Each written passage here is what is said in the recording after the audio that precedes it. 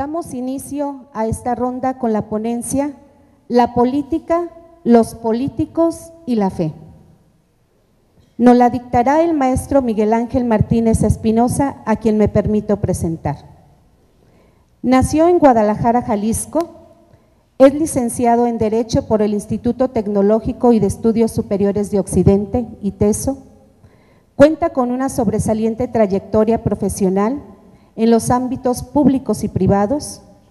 director de Investigación Jurídica y Legislativa del Congreso de Jalisco de 1995 a 1997, diputado y coordinador parlamentario del Partido Acción Nacional en Jalisco de 1998 a 2001, regidor del Ayuntamiento de Guadalajara del 2001 al 2003, coordinador general de la Secretaría de Educación Jalisco del 2004 al 2005, secretario de Educación del Estado de Jalisco del 2005 al 2010, en que fue nombrado subsecretario de Educación Media Superior por el secretario de Educación Pública, maestro Alonso Lujambio Irazábal. Ha participado como ponente y conferencista en distintos foros en materia educativa y legislativa. Es maestro en Planificación e Innovación Educativa en la Universidad Alcalá de Henares, en España, y candidato a doctor en la misma universidad. Ahora atiende su despacho de asesoría legal y educativa. Escuchémosle. Gracias.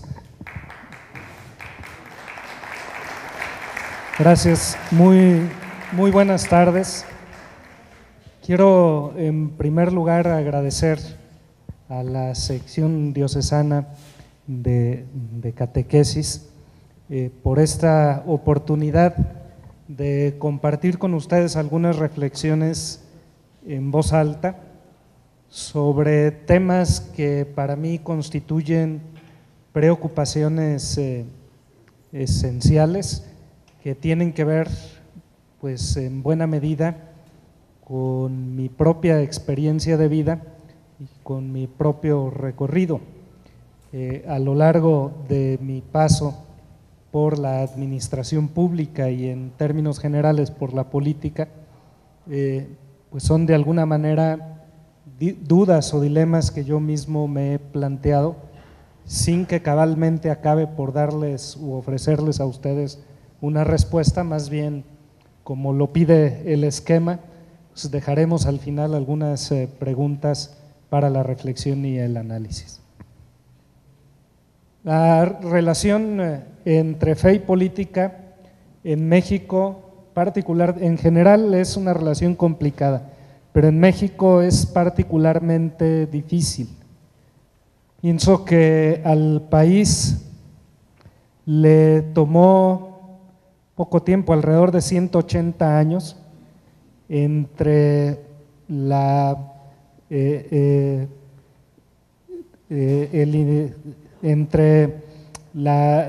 grito de Dolores y las reformas a la Constitución de los años 90 para más o menos plantear en términos civilizados un esquema de relación entre la Iglesia y el Estado. Pero 180 años son muchos años en los que en diferentes tonos y con diferentes dificultades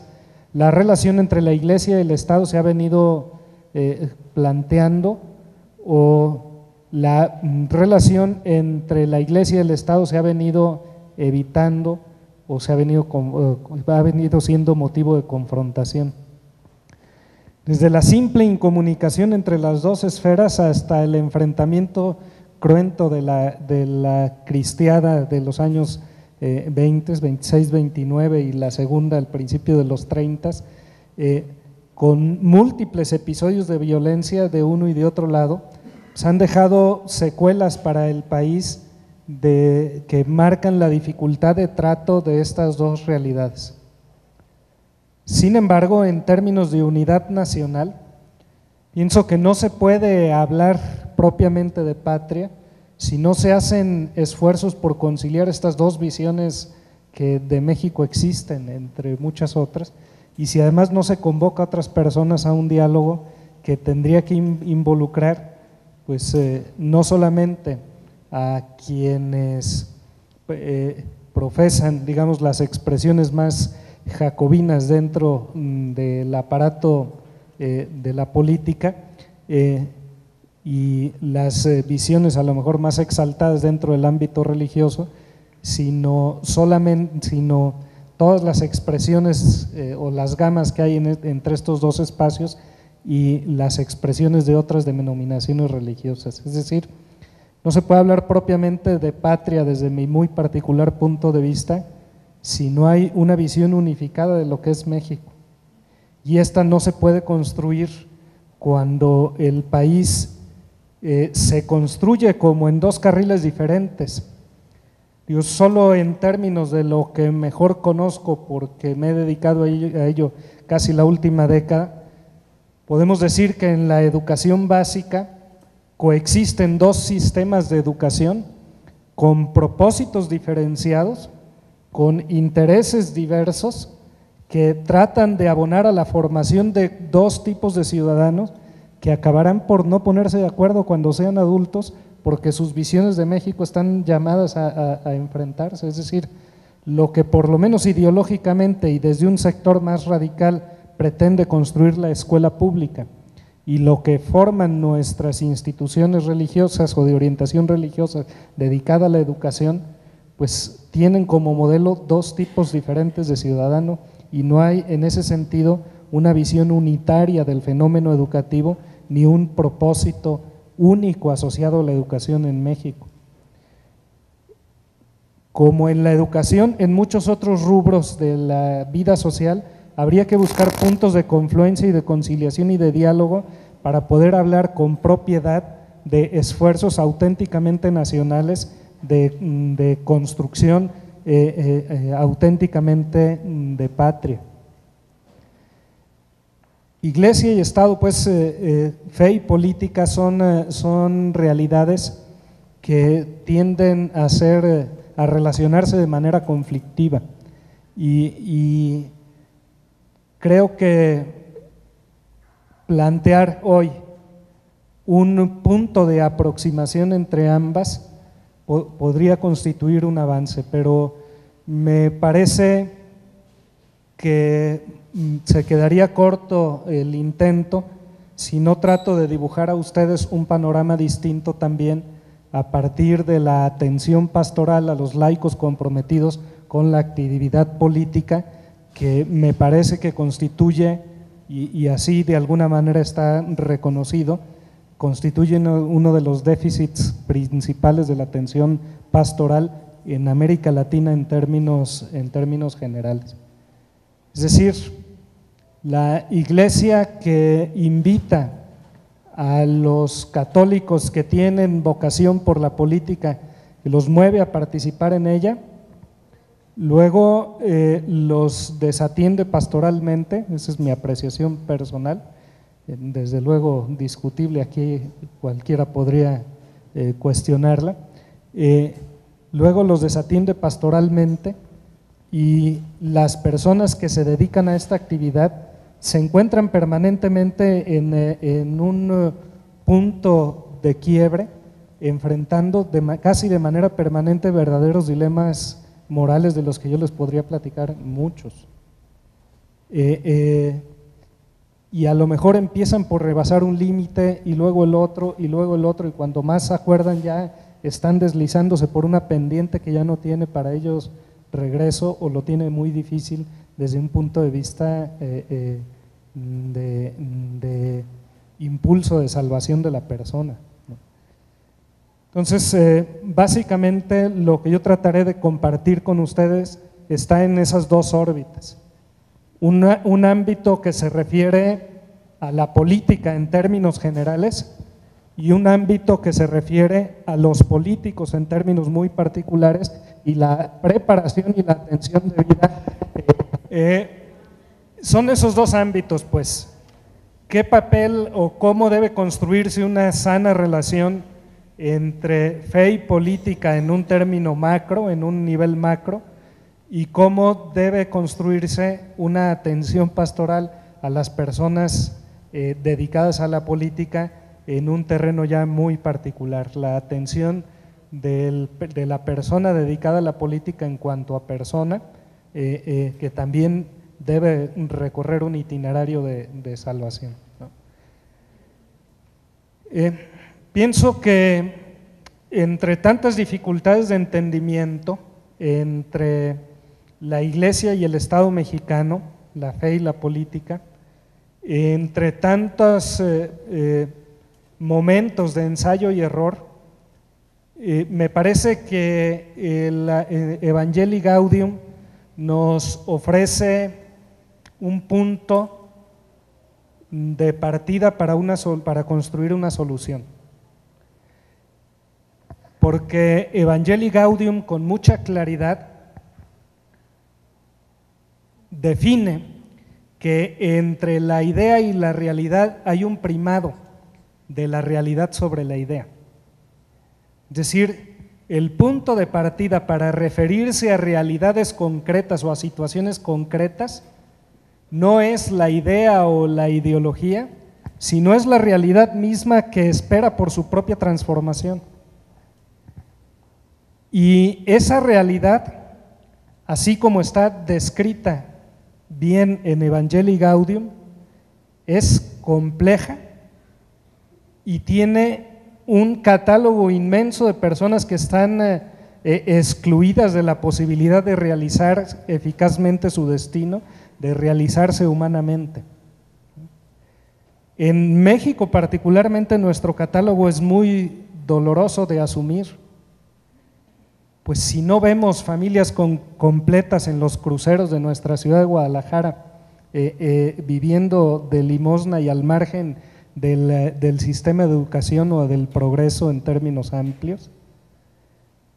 si no es un verdadero drama tener un país dividido entre las personas que viven al margen de la ley, que no son tan poquitas, porque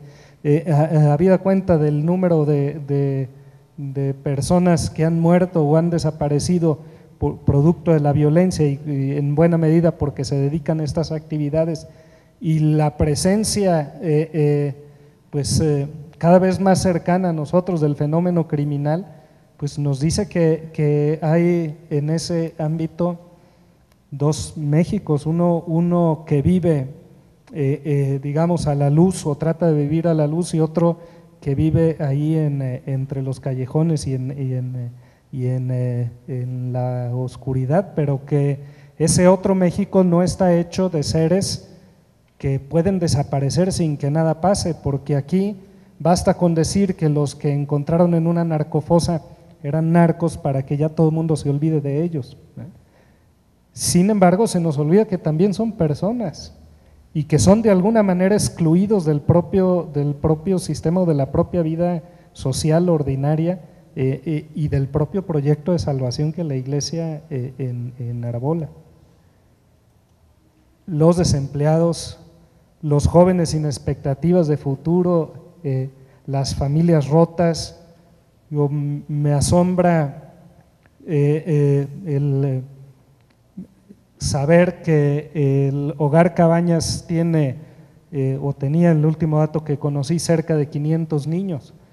y que hay muchísimas más casas hogar por el estilo, y que la mayor parte de los niños que están en esas casas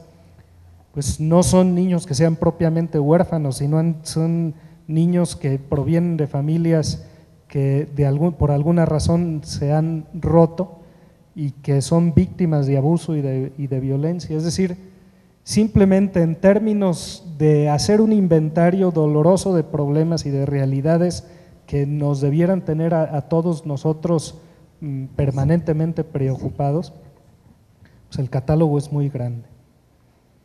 Y es ese principio, el del primado de la realidad sobre la idea,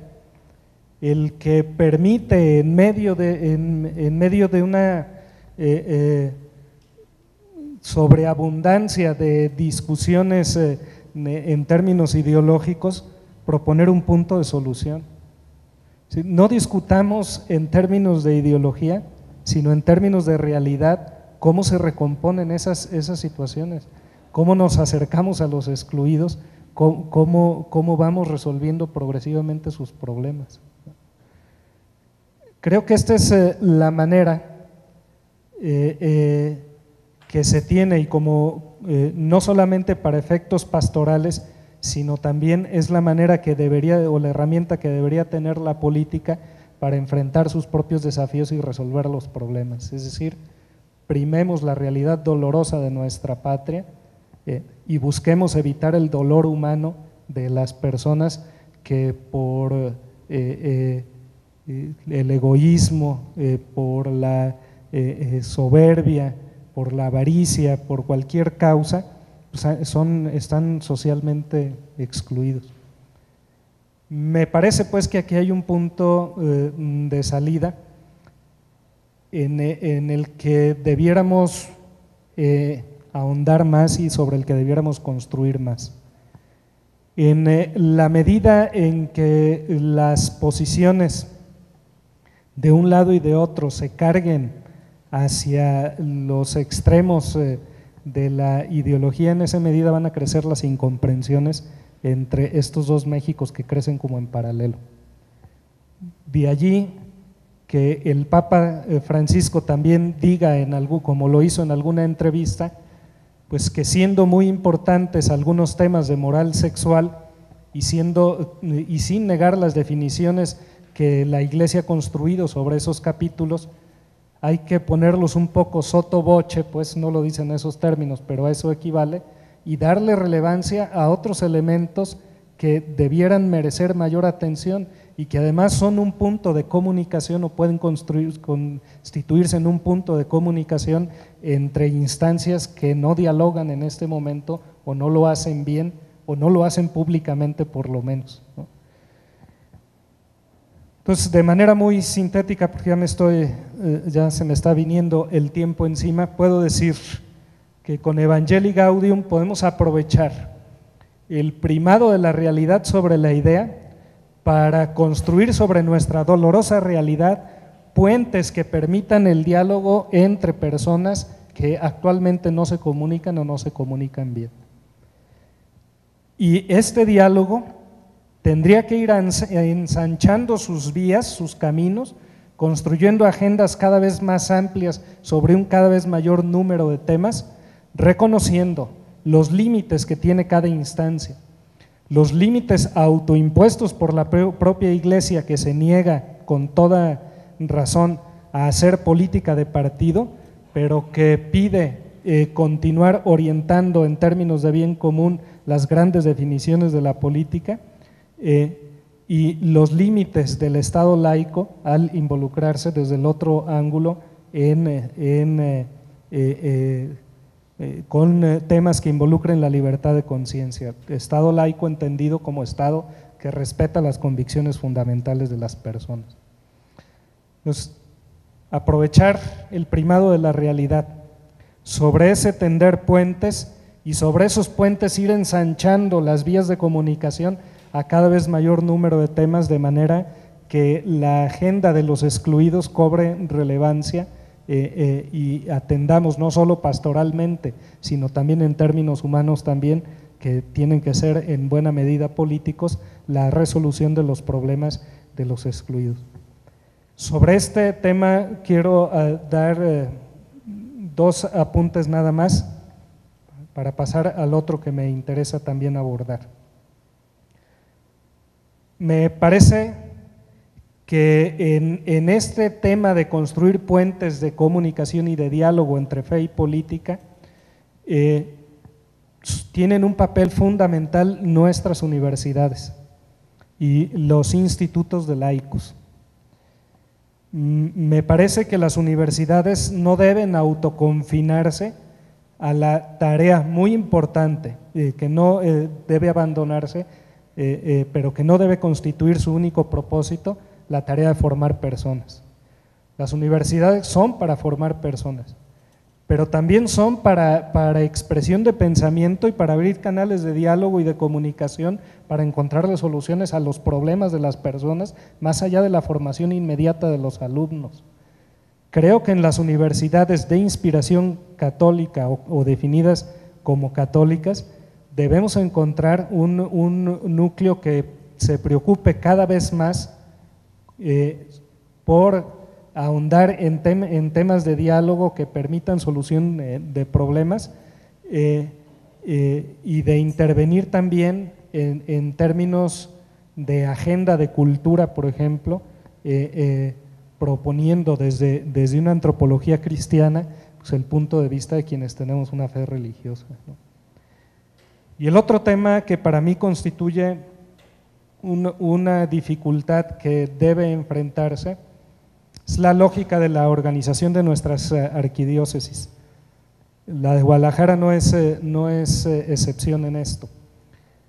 Nuestras diócesis y arquidiócesis están construidas con visión de parroquia y es lógico que así ocurra, y hacen bien su trabajo y distribuyen bien las tareas y cubren todo el territorio de las diócesis y de las arquidiócesis. Pero hay temas que les superan a la visión parroquial y que la Iglesia, en términos, la Iglesia estructura, la Iglesia jerarquía, no atiende de manera adecuada. Pienso, por ejemplo, en una buena pastoral dedicada a los educadores, que ahora se sienten de alguna manera excluidos o lastimados por la manera en que se les presenta como los grandes villanos de la película educativa, ¿no? O los comunicadores o los políticos. ¿Cómo construir agendas sobre sectores que no se agrupan por parroquia y que actualmente se sienten desatendidos por la tarea eclesial? Queda finalmente solo como interrogante, pero me parece que hay necesidad de superar una visión que podríamos decir parroquial. Precipito rapidísimamente una conclusión. En términos, en el segundo apartado que quería abordar con más extensión y que no voy a poderlo hacer, solamente 2 apuntes. Hay que preocuparse por los políticos. Ese deseo del Papa de tener con políticos de cierto perfil debe corresponderse con la formación de personas que tengan esas cualidades, ¿no? Hay una definición muy completa del padre Arrupe sobre lo que debe ser sobre los políticos, ¿no? Que me parece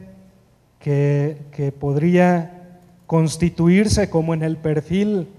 deseable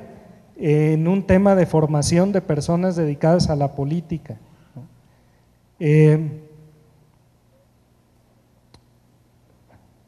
A ver, ya lo perdí. No, dice el padre Arrupe: el político católico es un hombre de fe profunda y de oración, que por amor a Cristo se abre al servicio de los hermanos para actuar el bien común en diversos niveles. Hombre que no se encierra en el espíritu estrecho y oportunista de partido. Hombre que ejercita el poder para servir sin caer en la idolatría del poder. Hombre humilde que sabe escuchar y consultar a otros y no solamente a la gente de su partido y a sus electores. Hombre que de frente a las dificultades tiene confianza en la fuerza de Dios. Hombre con la fuerza de su testimonio de vida busca encarnar en la sociedad los valores evangélicos de respeto, de fraternidad, de progreso humano, de justicia y de dedicación y de especial atención a los pobres. Y la pregunta al final es: ¿dónde se forman políticos que se correspondan con esta definición? ¿Dónde se están construyendo? Porque si no construimos, si no formamos en esta dirección, no esperemos tener políticos de ese nivel. No se dan